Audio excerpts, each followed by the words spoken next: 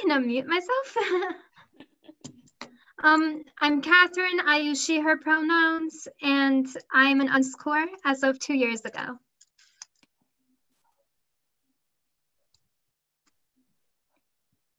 Hey, my name is Ayana. I want to apologize for delaying my introduction. I was waiting for some really loud students to leave the hallway. But yeah, like I said, my name is Ayana, she, her pronouns, currently involved in ed justice through Student Voice.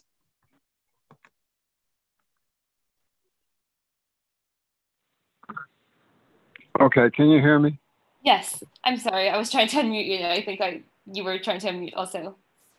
This is very frustrating because I ordinarily do this whole thing with video on the computer and it wouldn't accept any password I put in. So I've got the audio working by phone by dialing in. I'm going to still try the other one, but anyway, so do you want me to introduce myself? Yes, sure. I really appreciate your presence in whatever way. Yeah. Well, my name is Jerry Mintz. I'm the director of the Alternative Education Resource Organization. So we are the main networker of educational alternatives around the world. And what we do is we help people start new alternatives. We network them. We help, for example, people who want to start homeschooling, who want to start homeschool resource centers, who want to start schools.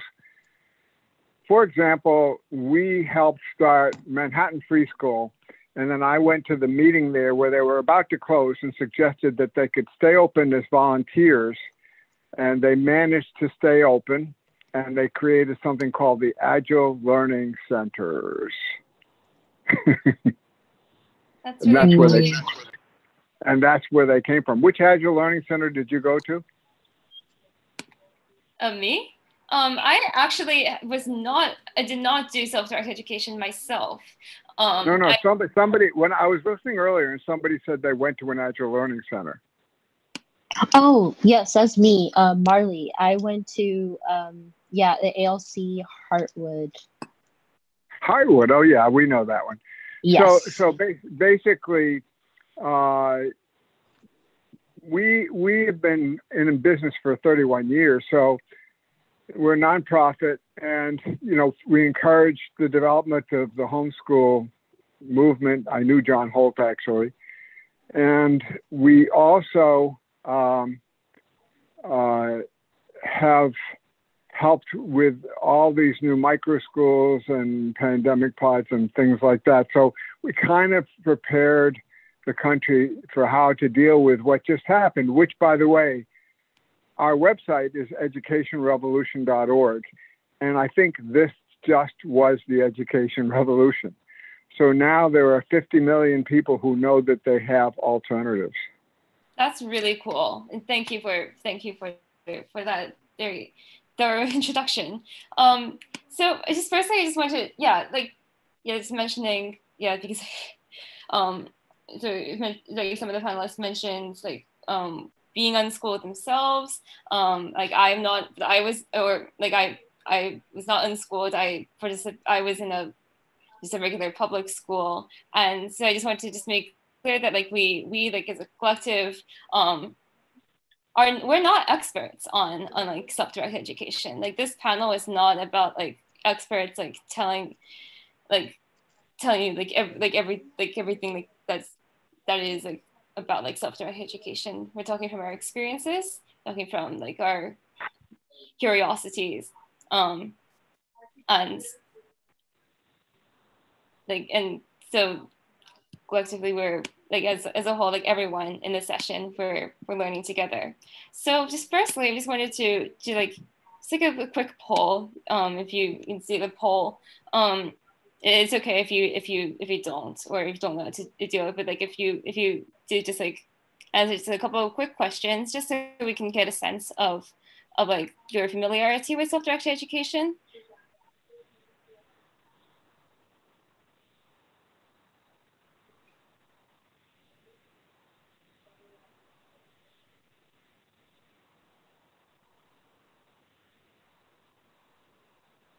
A quick note on this poll, The last one, going to a public school where students choose how to spend their time.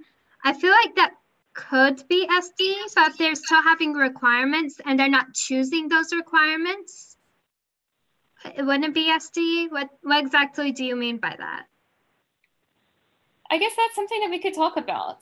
Because when I put in that option, which I mean I do see actually, yeah, it is the least popular option in that question. I guess it's really the idea that like even if it's not a perfect like self-directed education through like the public school because of like the different requirements, there's still like you can still have freedom in how you like fulfill those requirements. It's just like I mean, not life isn't self-directed totally. Like we have like things like laws and stuff that or just things that we can't change about like our life circumstances or stuff, and that we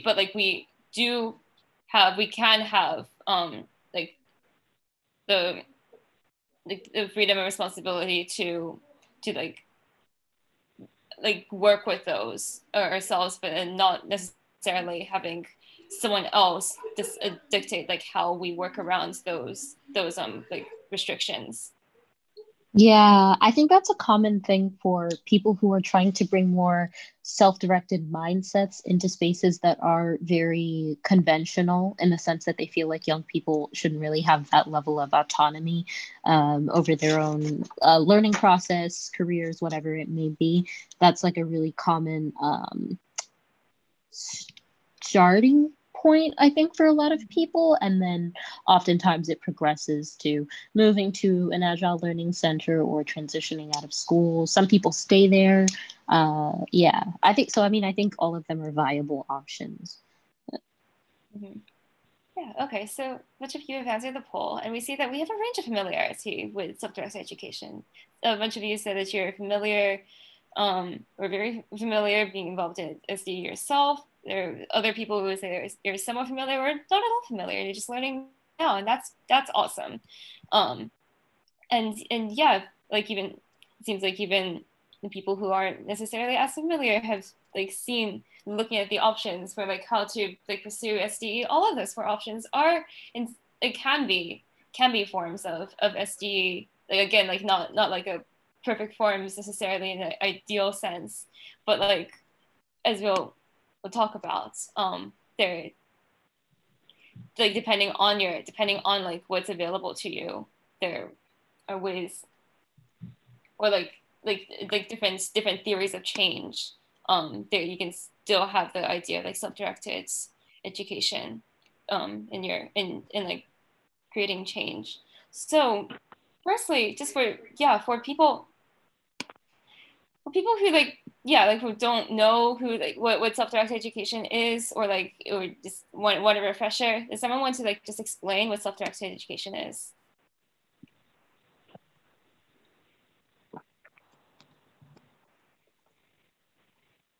Like anyone or who are you asking that to? I'm just kind of like tossing the question for anyone. Okay, and so, yeah, go ahead. Go.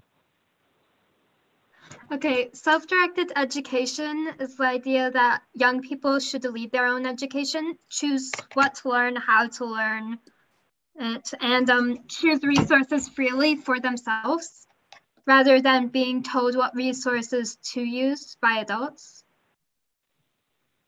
Of course, adults can like suggest things, but SD means that I'm sorry. Youth have the ultimate power. Yeah, I agree with that definition. It's about the autonomy for me, just like raising people who are comfortable deciding what they want to do, and as you said, what resources they want to use. Yeah. Well, I can say something about that. Yes. Well, to me, you see, there are two basically different ways of looking at learning and two different paradigms about learning.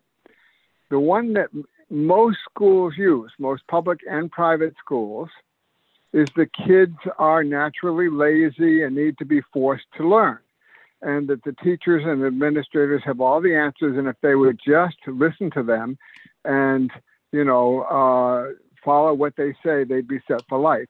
That might have been useful 100 years ago when the public school system started, or 150, but it is not the paradigm that we use, that our members use, and that most homeschoolers use.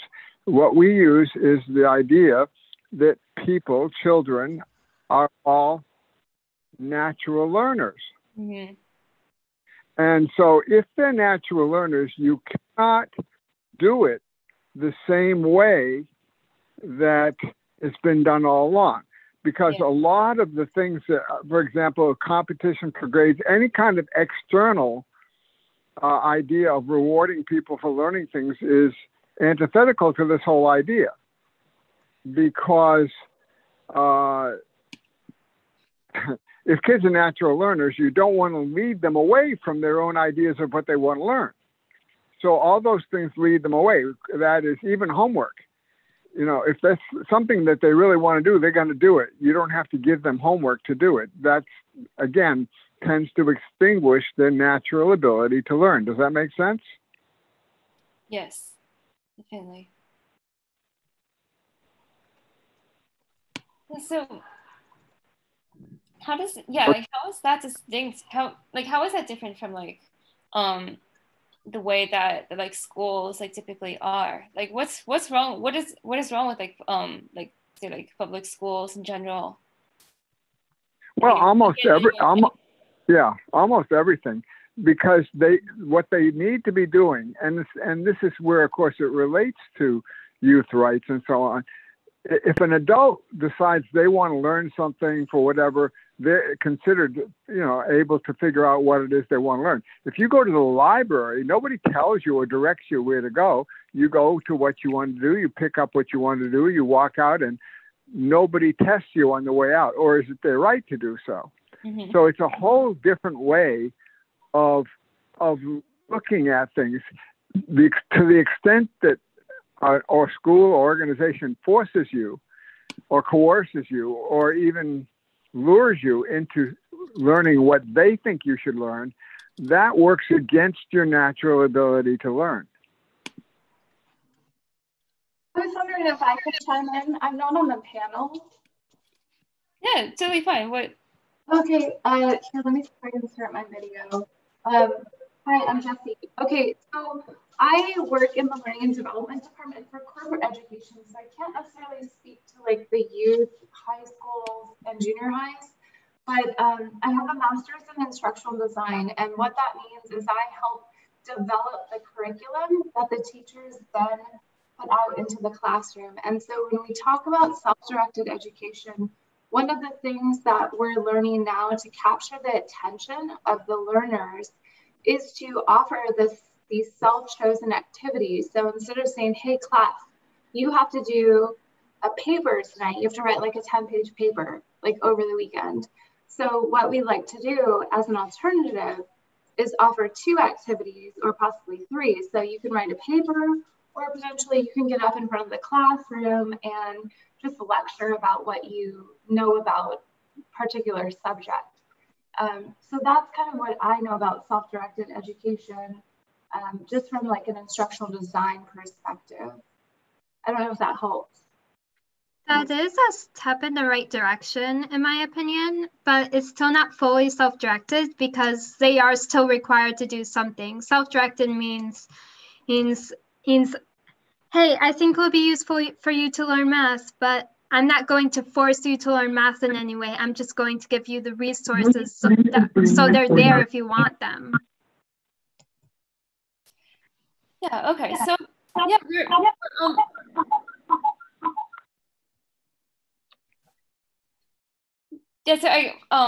thank you, Jessie, for that. So going back to the question though, I was asking what, especially people who more recently or been more recently have had experiences with, like, say, the public schools, like what's like wrong with them? Like, what is it that like is very distinct from self-directed education that, like, SDE could solve? For me, Yeah. I'm sorry. For me, it's thinking of initially about the purpose of school, right? So if you ask someone what the purpose of school is, you'll get different answers, but generally you'd say it's to prepare young people for work or being an adult or being out in the world on their own, right? And I don't think that school, the way conventional schooling, the way we have it now, is doing that appropriately. The example that Jerry, I believe, gave about a library, you go into a library and learn something and nobody has the right to test you on the way. That's a perfect example, because conventional school does not set you up for the, again, autonomy of being on your own and learning things on your own. So the issue that I take with conventional school is that metric of how much can you show us on paper, because it's not applicable to the majority of your experiences in the real world, if that makes sense. Mm-hmm. Self-directed education is much more focused on being confident in the way that you learn and the way that you process and therefore share information, which in the long term is just going to make for a much more not necessarily well-rounded, but confident person, I think. Mm-hmm. Ayana, what were you going to say? Essentially, I was going to just echo what Marley said, that traditional schooling takes a one-size-fits-all approach, which isn't necessarily equitable for certain students who come from different backgrounds, because a lot of the times, like, the curriculum is usually Eurocentric, so you're not really engaging with people and meeting them where they're at in terms of learning about their own cultures. And additionally, I think Marley also said this, not engaging in work that provides tangible skills that you'll need in the future. If everyone is learning a curriculum that's based on becoming like a doctor, for example, then it like excludes students who maybe want to pursue writing or visual arts and performing arts. That's a very good point. Yes, like that we're all very different people, have very different experiences and different identities and different interests, and yeah, like this one size fits all approach of school, like totally just conflicts with that, and that's where it's oppressive. So for me, mm-hmm. For me, a big reason why I don't like conventional schooling is because it just doesn't work well for students with mental health issues. Like, they shame us for not being able to do homework because of depression or struggling to speak in front of class because of anxiety. And they don't they might try to help us, but I never experienced that. And it's less about learning and more about performing the tasks. Mm-hmm. And it doesn't really take into account different abilities. You know what I mean? Mm-hmm. Hey, Catherine, you went to the Aero conference, didn't you? Yeah, I remember you from there. Yeah, you remember me like having my mic muted for like 15-20 minutes because I was having a panic attack during my own panel? Really? Okay. Yeah, that was fun. I didn't catch that, but anyway, you're a good actress, I guess. But, you know, I was going to say, we published a book called One Size Does Not Fit All, written by a 17-year-old high school student. And it sold thousands of books. And his name was Nikal Goyal. And he tried to get this book published, and we thought it was significant. And he speaks all over the world now. He's getting his doctorate a few years later. Mm-hmm. Can you type the title and the name of the person in the chat, perhaps, to help, like, for people? Maybe that I'm going to look up that book. Okay, if I can find the chat, I mean, I'm happy I just got in. You know, it took me long enough. Okay. All right. One size does not fit all. The book is called One Size Does Not Fit All. Mm-hmm. And it's by Nikhil Goyal. Yeah. Nikhil Goyal. I'm familiar with the author actually, but Yeah. yeah. So Ayana mentioned that like traditional schools, like public schools, how like one of their big problems is like the inequities that it perpetuates, essentially, and economic inequities. So I'm curious, like what does like, how does self-directed education like interact with these inequities? Like, how is it impacted by those inequities, like kind of like traditional schooling is, or does it possibly help address those inequities? Yeah, I personally, I mean, I haven't really interacted with self-directed education, but I had a non-traditional education, and I feel like for lower income people and people with parents who don't have like high school degree education or post high school education, it can be challenging to navigate because teachers in a way and school administration act as the connector to higher knowledge and help, I guess, advance students academically and engage in different content. And sometimes parents aren't knowledgeable to help guide their child in that direction. And then additionally, with like all of this technology, and then you go to like the dark side of YouTube and stuff, I do feel sometimes a bit skeptical about self-directed education and learning for people who don't have well-informed parents or parents with higher education or experience in research, just because it's really easy to get lost in information and believe anything you read. But I definitely do think self-directed education is still beneficial, especially for students who have college-educated parents and people who have higher socioeconomic statuses. Mm-hmm. I think the way to address that isn't to say that these people should be put into conventional schools, and more they should be connected with resources that they can freely choose, such as at an ALC center or a Sudbury school. Yeah, I agree with that. And also just drawing upon information and resources from community partners too, even depending on what students are interested in. So like, for example, local arts programs or like organizing programs, if that's what a student wishes to pursue academically and professionally.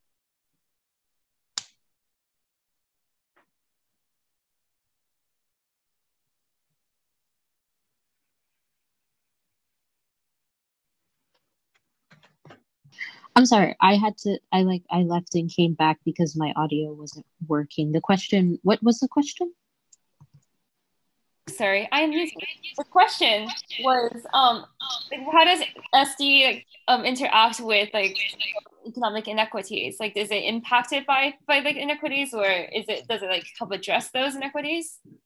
Oh, certainly. I think someone's ability to engage in self-directed education does have a lot to do with their socioeconomic standing, because socioeconomic standing is tied to your access to resources and the quality of those resources. So as Catherine and Ayana stated prior, what we're really looking at is not necessarily like, SDE. I know like at least in a lot of Black communities, there is the perception that non-conventional schooling is a thing that like white people do because it's just for people with a lot of time, resources, whatever. But I think it really is more a matter of feeling supported in the journey as opposed to necessarily waiting until you have all the things, because you're never going to have all of the resources that would be ideal for a self-directed journey.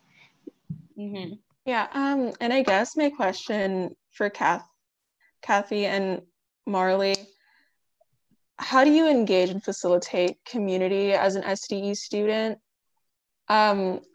I feel like a lot of the time, like the classroom setting is a place where students from different backgrounds and socioeconomic statuses can interact, and it kind of just breaks that barrier and developing like empathy across identity.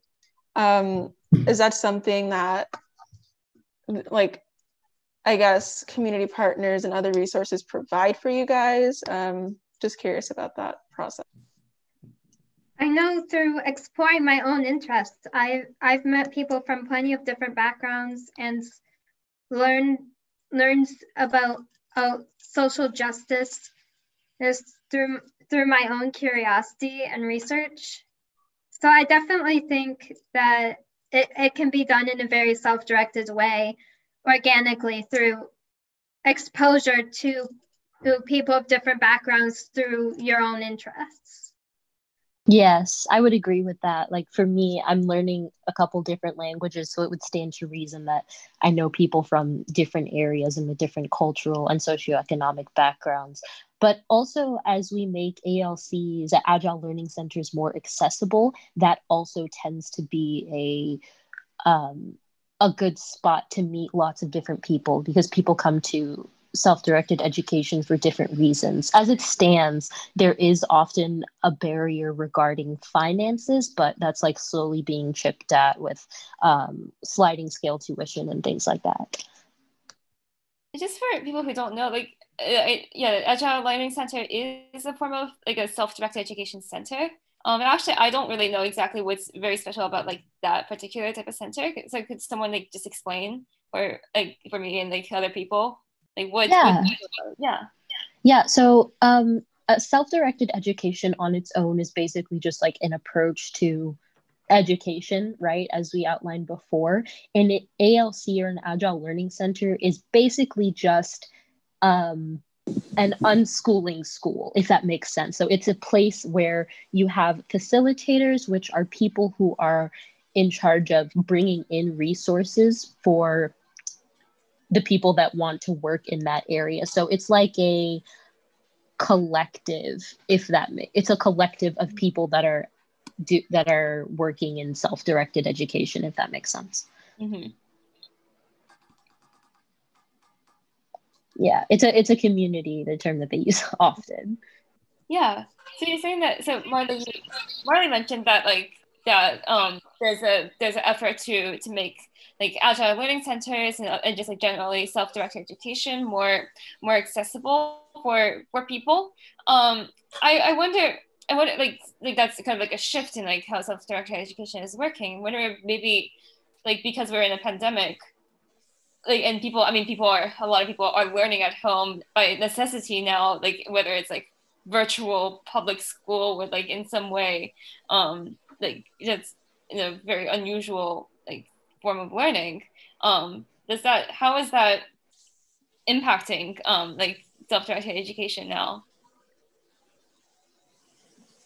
Do you think that like yeah, I think it's been overall a pretty positive thing. I mean, more so for people that have come out of conventional schooling environments, because they're now recognizing that their physical commitment to school is not something that's necessary.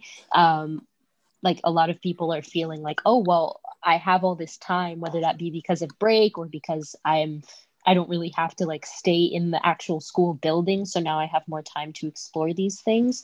But in terms of in the self-directed communities, I think it's also been really, really powerful in addressing the socioeconomic barriers that previously held a lot of people back. Like I did a lot of workshops before the pandemic regarding how to make Agile Learning Centers more comfortable for people of different backgrounds, because as I said, it does still very much have a reputation of being for white upper class people. So I think it's been a good awakening in a way. I have a couple of comments. One is John in the chat was saying something about socialization. And one of the things that I often say when I'm speaking around is that when you go to school, you're being socialized to a situation which you're never going to experience again in your life.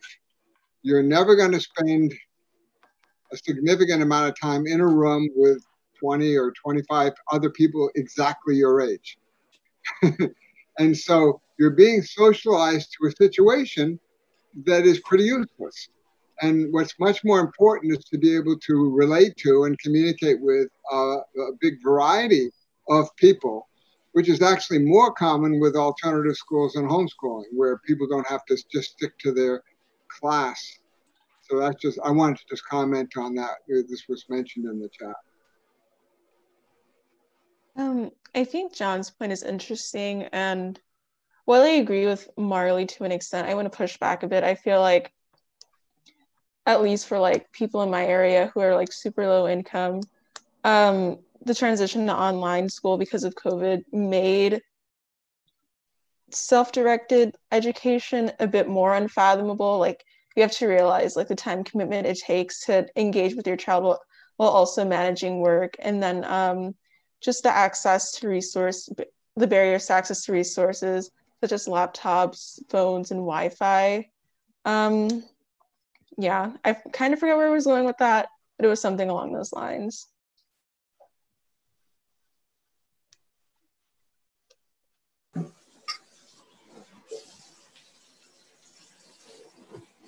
Thank you for, yeah, that's a very interesting conversation too. I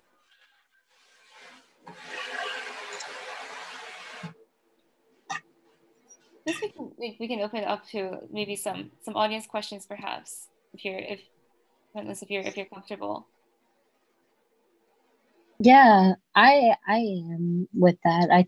I also think like Ayana's point was good. Like, again, figuring out how we want to distribute the resources so that being with your child is a feasible thing, because as it stands, it is very much a privilege to be able to even prioritize that. You know, most people are more focused with like the necessities. So I think as it stands, SDE is a privilege in a sense, but it's also something that culturally needs to be more prioritized, because currently we do have a priority of, especially for people that are in a lower income bracket, that is get your kid into school so that they can get to a better school. But if we had a larger culture of getting to know your kid, or having your kid learn, or having your young person learn how to be autonomous for themselves, then that would also shift the way in which we interact with things, if that makes sense. Like, if we had a society in which self-directed education was the norm, then other resources would shift to that. Like, work hours would be very different, our social welfare systems would look different, things like that. Mm-hmm. Yeah, and I guess a solution for the economic barriers that some people face would probably be, in like super long term, if the whole system were reformed overnight, converting schools into spaces where students can go to and just practice self-directed learning amongst themselves.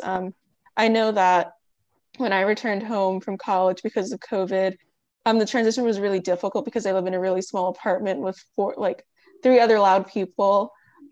So focusing even on classwork was really challenging, and just practicing my own hobbies and pursuing things out of my own interest was extremely draining, because I just didn't have the space, physically or mentally, to focus.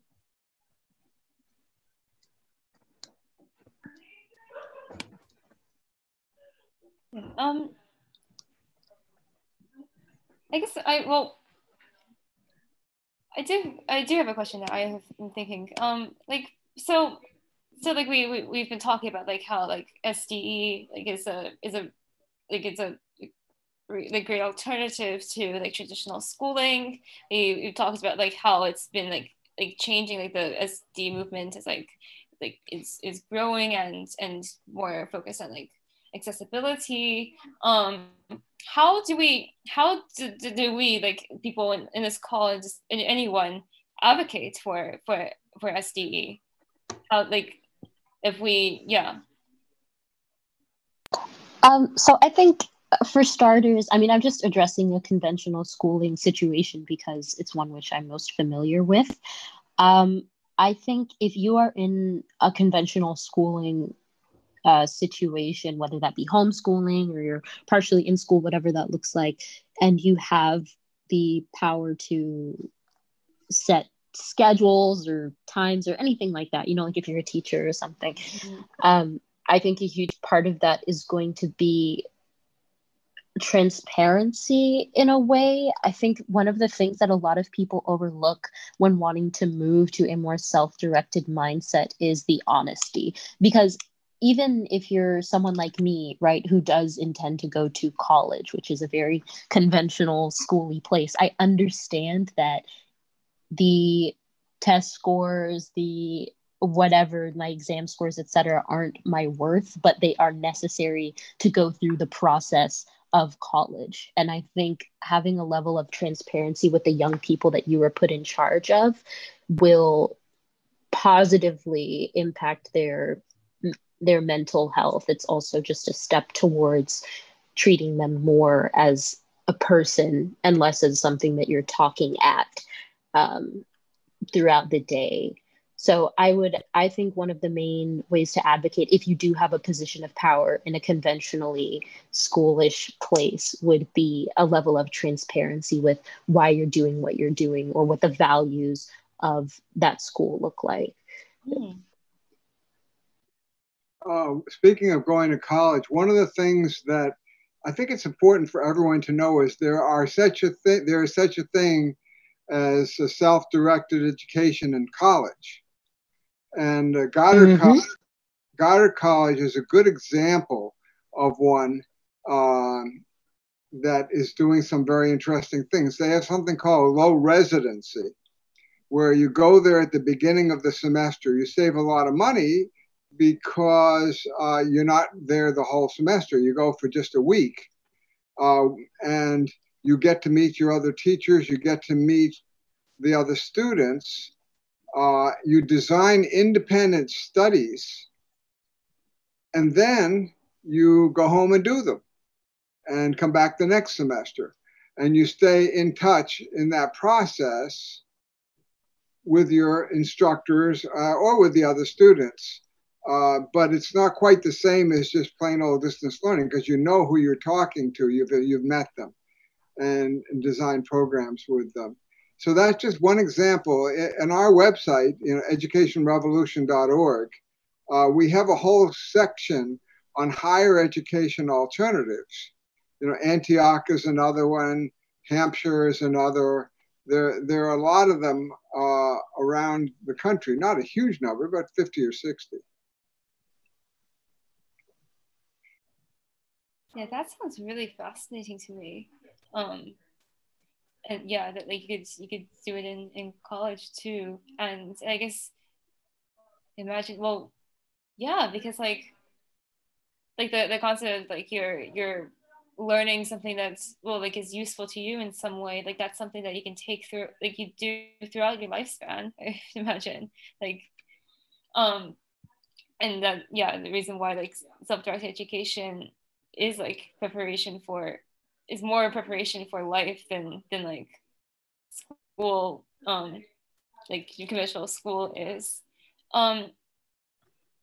So yeah, like Marley, I'm really fascinated with your idea with like the yeah, like I really like you mentioned like honesty, like how like, well, because I attended public school, and like growing up I kind of just like accepted like public school. Like I also was like a sort of student who like I could do well within the conventional system, and so like I didn't really have, at first I didn't really have like reasons to like question it until like I realized I had like interest that like, yeah, like say like mathematics, like I'm interested in mathematics, but like school mathematics is not real mathematics at all. It's not like real mathematics is much more like creative and stuff, whereas school is like drilling you on facts. And so like realizing that's a bit of dissonance. But I guess, but like when I started learning, I personally started learning a bit about like how the origins of public school, like in the Industrial Revolution, and just like the flaws of it. Like I wonder what would happen if like people if like when we're like really young, like just like we learn about the systems that we're in, and how we like how we navigate life, like within those systems, including such as like I want to go to college and therefore I have to navigate the SAT or ACT. Yeah. Yeah, I felt what you said so much. Like I was only in school up until about second or third grade. But even so, I tested really well. However, it was a matter of like, what I told my mom was that I didn't have the time to think my own thoughts. Like I just had no room for other ways to process the world. So that my advocacy for transparency is like also based on a sort of ageism that's inherent to conventional schooling. You know, you have an adult teaching young people the whole time. And for me, I think, as I said, a lot of people do end up internalizing whatever their ranking is within that system, and it makes it more difficult for them to explore anything. Even as somebody who's been out of school for almost 9 years now, I'm still dealing with that, right? So if like leaving a conventional schooling setting entirely is not something that's feasible for you now, the best thing to do would be a sense of critical thinking towards the whole thing. And there's a term for it, and the term is deschooling.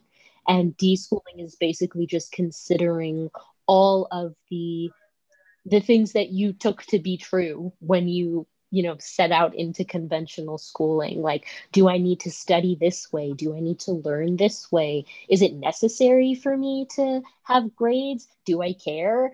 All of these things, every little thing that adds up to how you do end up interacting, how adults end up interacting with young people, how young people interact with each other, right? All of these things can be solved through, or not necessarily solved, but questioned through the process of deschooling. So I would encourage anybody to look into that.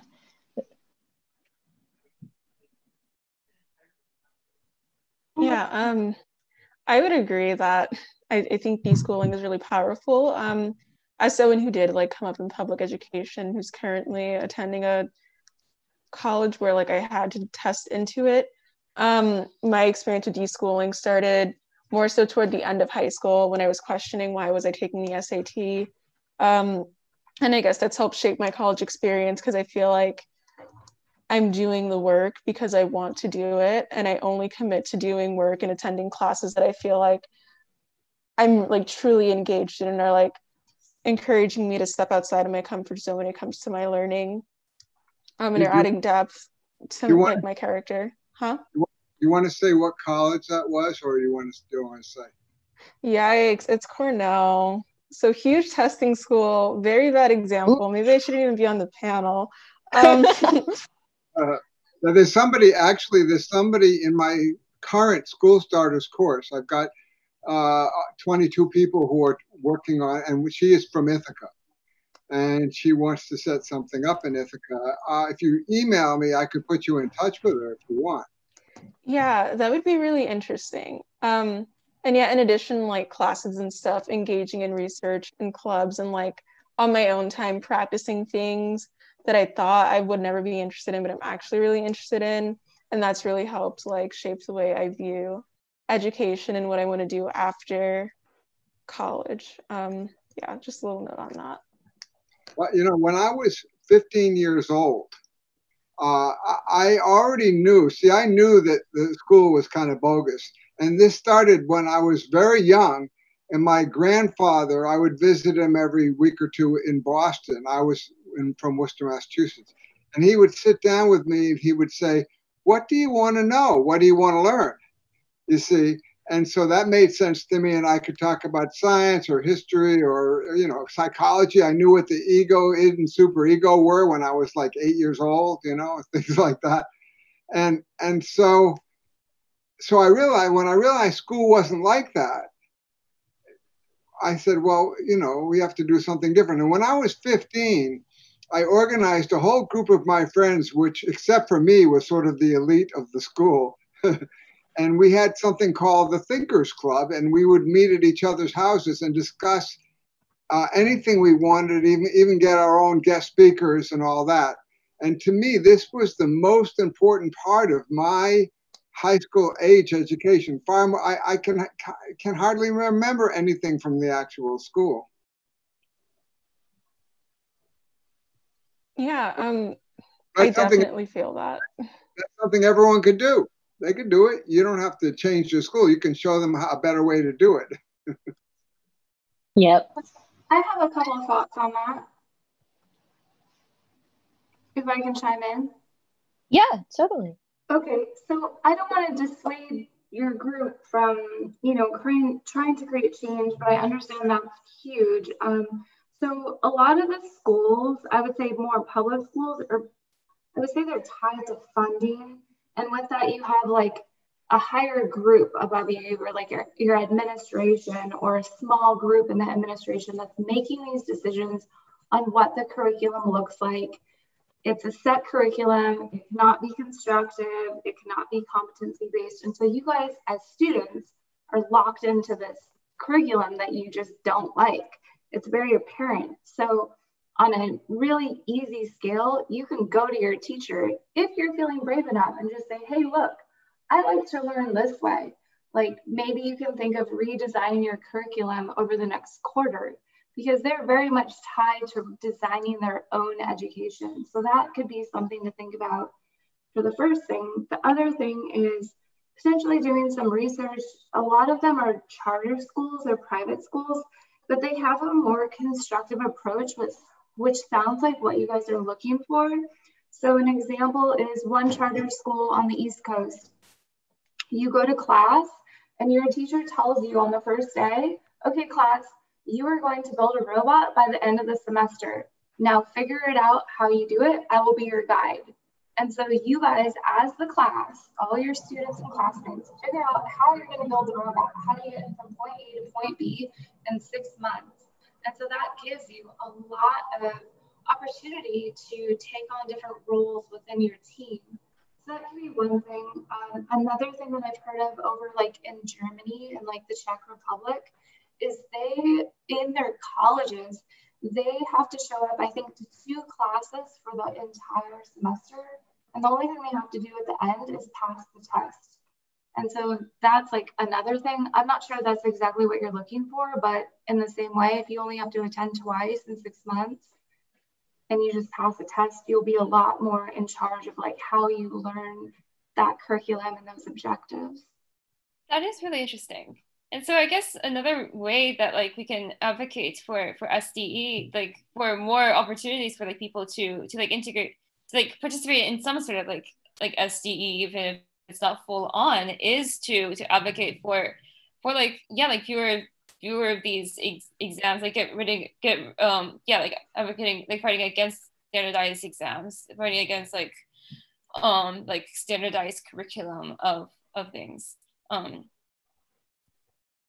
Well, Jesse, you raised a very interesting point, and it's very simple. The point is, it never hurts to ask, and one of the things that I sometimes encourage people to do, because you never know what kind of answer you're going to get, is to go to your teacher and ask to do independent studies.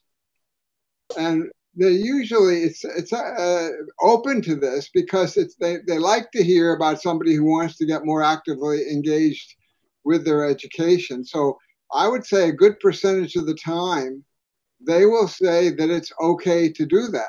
So, but at any rate, it never hurts to ask. And so that's one way to do it. Speaking of charter schools, so a friend of mine, Joe Nathan, started the first charter school. And that was in Minnesota back in 1993. And I know people who were involved with it. They're still part of our network now. And original idea of charter schools was to cut through all the red tape and be able to do something more learner-centered.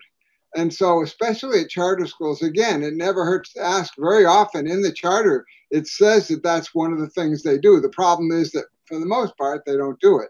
But again, you can take responsibility for some of this stuff yourself and make changes. Don't just assume it's not possible. Mm-hmm. Yeah. Yeah. Oh, I'm sorry. I feel like, I mean, I just wanted to note that school definitely does, or conventional, I'm sorry, conventional school does certainly dissuade question asking or pushback um, in a larger way. Because I feel like a lot of it is based around, I believe that was Ayana that said that, just like giving results, or maybe it was Catherine. I'm sorry. Just it's very result based as opposed to being comfortable with the process. And I think a lot of that has to do with our perception of what's appropriate for a young person to be doing, like saying, oh, I'm not interested in XYZ, like I don't want to listen to the whole lecture, can I just go do the thing instead? Like those sorts of alterations to the curriculum, or those requests for changing the way you want to learn, are often looked down on by like older people, because it's like a young person being uppity or whatever they want to call it. So I will always advocate for a broader social and cultural shift in the way that we view education, because through that we can have a much more um, essentially a much more empathetic view of learning. Yes. Yeah. Yeah. So we're wrapping up. We're coming to the end of our time now. I just want, yeah, like just like to sum up what has been covered in this panel. Like there are many different ways to like pursue SD, self-directed education. There are ways like outside of the system of systems, like almost totally with unschooling, like form of homeschooling. There are ways of like pursuing it with SD centers. There are ways of trying to integrating self-directed education into like traditional schools, or advocating for traditional schools to change in ways that incorporate that are modeled upon self-directed education. And there are certain, like there are some flaws I see is now that like are maybe like having to do with accessibility or equity, but there's a movement to like make it more accessible and more equitable, and we can all be part of it. And yeah, and like talk about like self-directed education, like question people when they say like, like school, like if like people are talking about like, oh, this school is like the kids don't like school, or like it's oppressive, like about like why don't you maybe explore like what SDE would look like, or like talk with a young person about it. And like because some of like I always mention the calls to action, like one of the most important calls to action as like activists of any sort, but especially with like in particular with like self-directed education, just like have these conversations about like young people's like need to like their own capacity to learn for themselves and like become the people that they want to be. Yeah. So that concludes our panel for tonight. And tomorrow there's a whole lot of sessions. Tomorrow there's the history of Naira session, in the morning, and also the troubled teen industry panel. There are also talks by various people, including Akila S. Richards, who is Marley Richards' mother, who is a podcaster and author about unschooling, and is really cool. She's going to be giving a talk called "The Birth of a Post-Colonial Perspective on Parenting," that's sharing a like based on a chapter of her newly published book, Raising Free People. And so we won't want to miss that, especially you all who are interested in self-directed education in this panel, that you'll be going more in depth into self-directed education as like liberation work for BIPOC especially. And